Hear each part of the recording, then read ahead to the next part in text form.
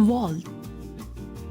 Keep your documents safe, organized and handy in Vault. Some default categories are available under My Vault. Provision to add more categories is given.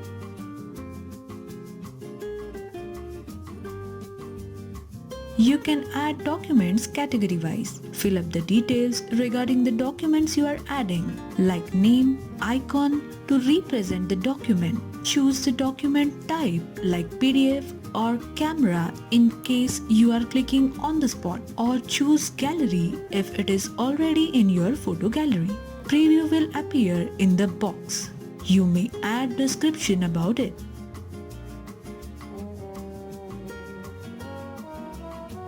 Reminder can be set for particular document, like if it is license, then set reminder for the renewal date.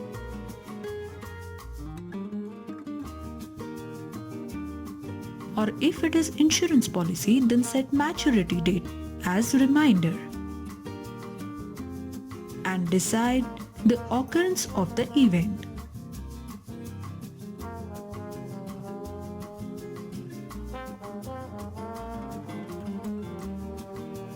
All reminders added here are visible under Reminders list.